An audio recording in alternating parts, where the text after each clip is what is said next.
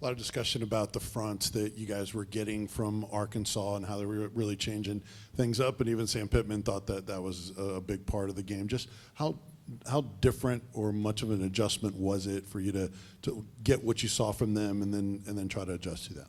Yeah, it wasn't anything we haven't blocked before. I think pre-snap movement was a big thing. Obviously you look back at the penalties, pre-snap penalties, and just being able to adjust when we're out there, shifting from 4 down to 3 down or vice versa, just being able to go and block it. Like I said, nothing we haven't blocked before, just have to clean it up and be ready for the same thing this week.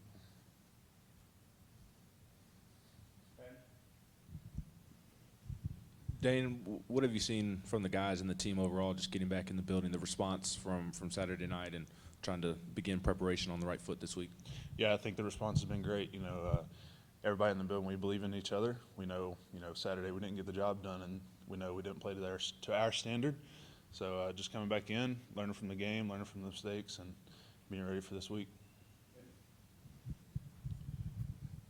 Dayne, you've been a part of it both ways, when you guys have been a winning team and when you guys have lost like Saturday.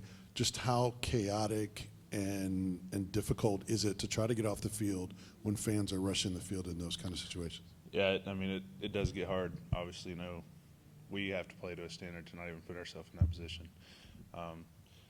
You can just imagine if 50,000 people hitting the field at once, it gets rough. But, just getting out of there as fast as we can, safe as we can. So. Dan, I know it's easy to say you got to flip the script, move on, and everything, but how difficult is that?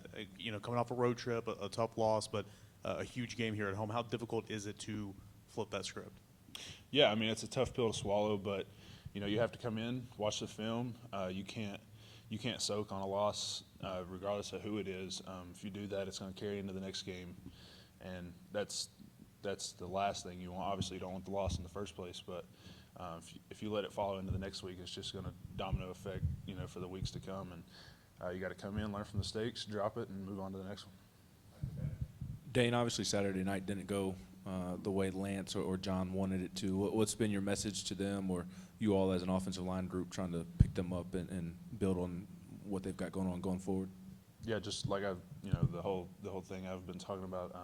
Just all of us up front learning from mistakes, watching the film, knowing what we can get better at, and being proactive this week to get our bodies back right.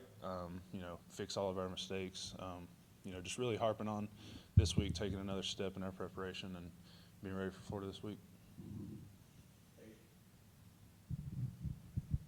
This is a little bit off the field, but obviously you have a GoFundMe, hurricane donations for Hurricane Helene. You're obviously from not too far away from that area. Just what's compelled you to try to get in on that mission, and just how rewarding is it to be able to play a hand in that?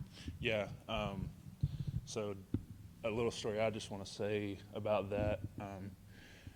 Obviously, a lot came through my region back home. I was able to go yesterday back to Nava, Tennessee, just above Mountain City, which is probably a good 2 and 45 minutes. It's a good little drive.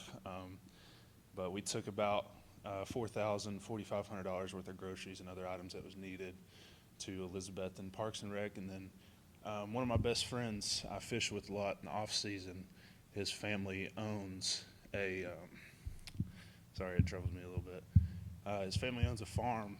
They've lost 4 houses on that farm that were swept away by what was about a 6-foot wide creek, and just to see the videos and everything, we were able to drive up there yesterday, and you're just driving up the mountain and you look off the side of the road and there's a car wrapped around a tree. There's a house that's been completely ripped off its platform, and there's a lot of people up there that need help.